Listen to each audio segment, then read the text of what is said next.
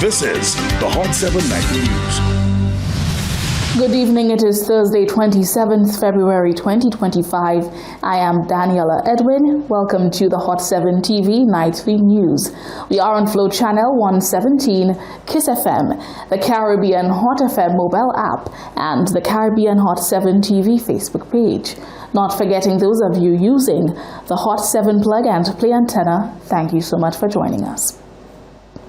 The Royal Saint Lucia Police Force has provided the public an update on the ongoing investigation into the theft of a firearm from the Grizzly Police Station armory. According to Superintendent of Police Luke De Freitas, the stolen M16 rifle has been found. We can confirm that the stolen weapon has been successfully recovered as part of an intensive investigation conducted by one of our specialized units. The firearm was reported missing on Saturday, 15 February 2025, leading to a comprehensive inquiry. As a result of these investigations, a senior law enforcement officer has been charged in connection with the incident and is currently before the courts. As such, the details of the recovery cannot be made public. De Freitas noted that this recovery marks a significant step towards ensuring accountability and maintaining public trust in the police force. The Royal Saint Lucia Police Force reiterates its commitment to upholding the highest standards of integrity and professionalism, and we continue to work diligently to prevent and address any breaches within our ranks. We thank the public for their cooperation and urges anyone with additional information related to this matter to come forward. He concluded that transparency and justice remain a top priority for local law enforcement. A rise in violent crime has reignited concerns about conflict resolution and public safety in Saint Lucia. Opposition MP Bradley Felix is calling attention not only to the brutality of recent attacks, but also to the strain on law enforcement, highlighting resource shortages that hinder crime response. The recent surge in violent crimes involving firearms and machetes has sparked widespread condemnation and calls for peace. Opposition member and parliamentary representative for Choiseul Saltibus, Bradley Felix, weighed in on the issue, acknowledging that many St. Lucians struggle with conflict resolution. He referenced a recent attack in his constituency where a family of 4, including a minor, was severely chopped, resulting in 1 fatality. Felix described the incident as deeply troubling, noting that such acts of violence have not been common in the community. Yes, it's something that we all have to, take stock of. There seems to be very little tolerance among our people. People seem to have a certain rage, a certain anger. We have to ask ourselves, what is the genesis of all of this thing? Where is this thing coming from? I myself have had to sympathize with families in Choiseul, which is not something that's commonplace in our community. I'm sure you all would have heard of the brutal chopping of a family of 4, and last week the father passed, and it has left the community in mourning. And as a community, all of us need to be aware of things that are happening around us, and when we see certain things that are not right, we need to speak out. The MP also raised concern about the strain on law enforcement, noting that while resources are provided to the Royal Saint Lucia Police Force, they are not distributed equitably. He emphasized that his constituency faces a critical shortage of police vehicles, hindering both surveillance efforts and emergency response. Our police officers are under a lot of pressure as well, while the government has continued to indicate that resources are being provided, but there apparently seem to be a lack of policing in various communities, whether the out district communities like my community, for example, Choiseul, which is maybe one of the largest communities, we only have 1 police vehicle. We had 2. One was assigned to Soufre, and we only have 1. And I'm of the view that every station should have at least two vehicles, one which continuously patrols and one for various emergencies. So these are some of the things that we need to look at. The concerns raised about rising violence and limited police resources have not gone unnoticed. Prime Minister Philip J. Pierre has acknowledged the need for action and has indicated that the upcoming budget will include plans to allocate more resources to law enforcement, along with initiatives focused on conflict management and resolution. For the Hot 7 TV News, Chrissy Bakey reporting. The Speaker of the House is defending his decision to mute opposition leader Alan Chasney's microphone during Tuesday's parliamentary sitting following a heated exchange over the sale of the Daha Mall.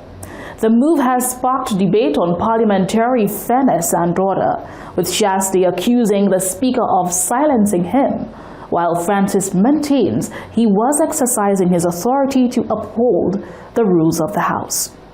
During Tuesday's parliamentary sitting, opposition leader Alan Chasney engaged in a heated exchange with Castries Central MP Richard Frederick and Speaker of the House Claudius Francis over the sale of the Daha Mall.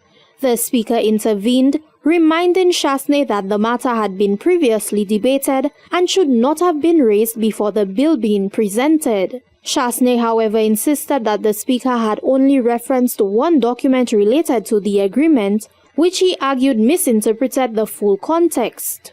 He continued speaking despite the Speaker's instructions, prompting Francis to cut his microphone, effectively placing his comments off the record. Following the incident, Chasney publicly criticized the Speaker at a press conference, implying that he had been treated unfairly. In response, Francis addressed the matter on Thursday, February 27th, asserting that as the presiding officer of the House, it was within his authority to guide discussions and enforce parliamentary rules. The bill at issue was the Real Estate Agents and Brokers Bill. Several persons spoke before Mr. Chasney. When it was his turn to speak, he referenced the Daha Mall, Orange Grove, but what we commonly know as the Daha Mall. And he stated that contrary to what people have been saying, the mall was not sold. At that point, I intervened and I said to Mr. Chasney, that point in particular had been litigated at a previous House sitting, and I would therefore not allow him to relitigate it. That's what the point I made. At that same time, the leader of government business, the member of Castries South, raised a point of order saying in any event, the leader of the opposition should not be allowed to speak about the mall because it does not refer to the bill before us. I overruled the leader of government business on the ground that during his contribution, the member for Castries South East had raised the issue, and therefore it was fair for Mr. Chasney to respond to what the member for South East Castries had said. I never stopped him, but I was insistent he could not relitigate the point about the selling of the property. He then says, you're not a judge, but the reality is the presiding officer is the judge in the House. Francis noted that this was not the first time Chasney had acted out during a parliamentary sitting, and mentioned that he, along with others, had concerns about the opposition leader's behavior in the chamber. You, the press, have been following Parliament for years. And the only constant in the misbehavior in the House has been Mr. Chasney over the last 10 to 15 years. Even when he was in government, he sparred with the speakers under his watch, to the point where at one stage, Speaker Theodore had to be hospitalized. She was rushed from this Parliament, not from her home, a sitting, but she had to be rushed to Parliament. It's not just the speakers, even the deputy speakers, and there was no deputy speaker under him. During Honorable Norbert's last sitting as the deputy speaker, I had occasion to come downstairs, so he sat. In those 5 minutes, Mr. Chasney clashed with him. On Tuesday, again I had occasion to come downstairs to fetch the documents which were at issue. In those 5 minutes, he clashed with Dr. Anthony. So, Leon Theodore, Andy Daniel several times, Claudius Francis, Kenny Anthony, Jeremiah Norwood. Surely, as they say, a million Frenchmen can't be wrong. With parliamentary sessions being aired live in Saint Lucia and beyond, concerns have been raised about the conduct of MPs and its impact on the integrity of the House. Francis acknowledged these concerns, emphasizing that while the issue is a challenge, similar or worse disruptions occur in other chambers worldwide. I'm concerned that young people especially are seeing the misbehavior. But sadly, that misbehavior is not limited to the Saint Lucia Parliament.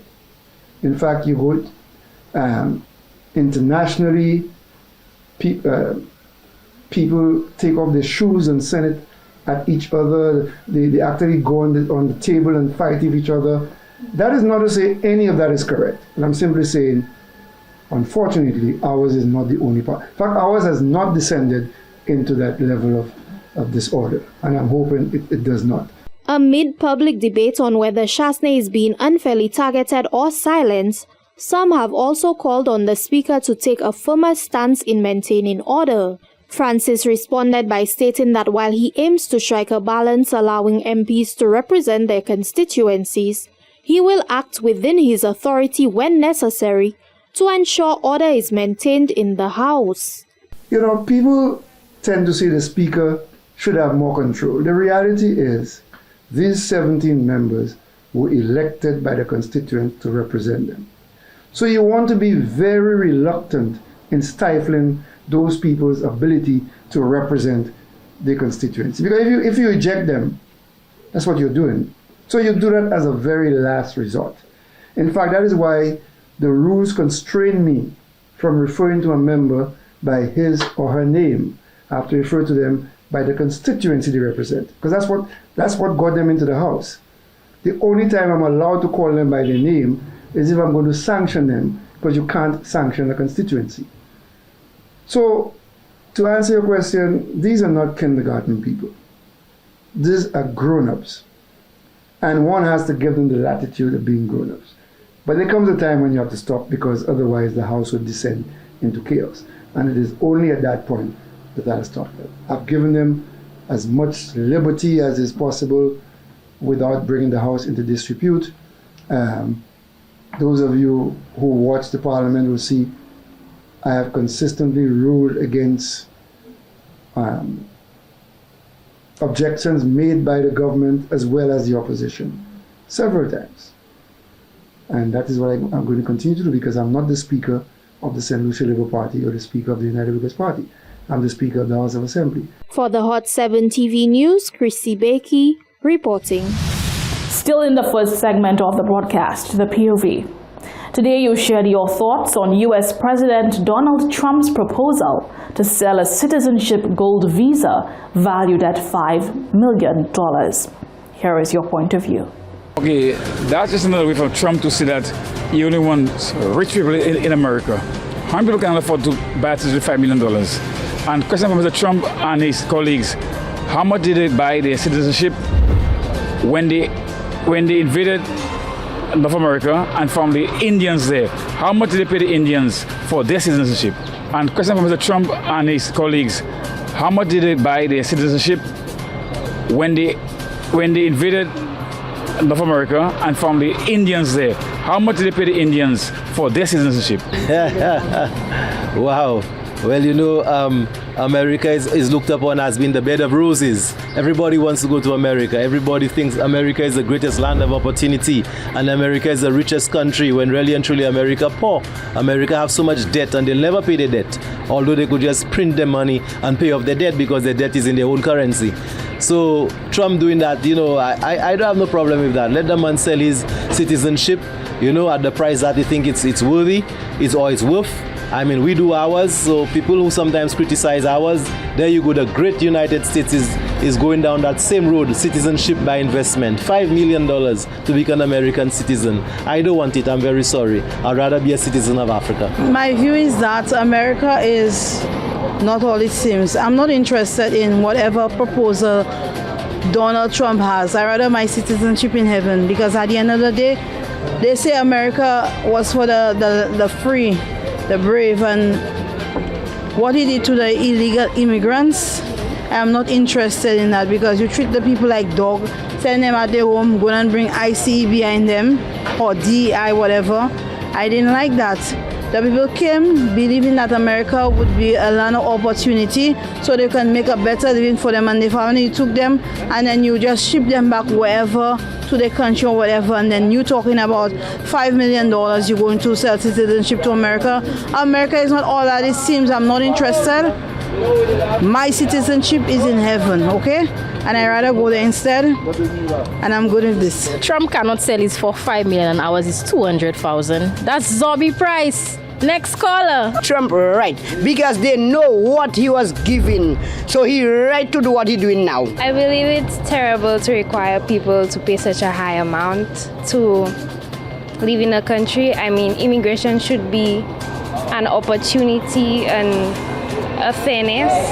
I mean, people travel sometimes for a better life, and I don't think that it's right. $5 million is crazy. I think Trump needs to. America doesn't belong to Trump. Trump have to go back where he come from. America belongs to American and all who migrate in America. He cannot do that. And he have to behave himself. And God that ruling, not Trump that ruling. So Trump going to get what he going to get what he's looking for, and he'll get it hard. Remember that. Look out for our reporters or head over to our Facebook and Instagram pages at Caribbean Hot 7 TV to share your point of view on trending topics in the news. Coming up next, a former government minister is questioning the Prime Minister's ability to effectively manage national security. And the opposition leader says the SLP administration is the one guilty of politicizing crime. All that and much more coming up when we return.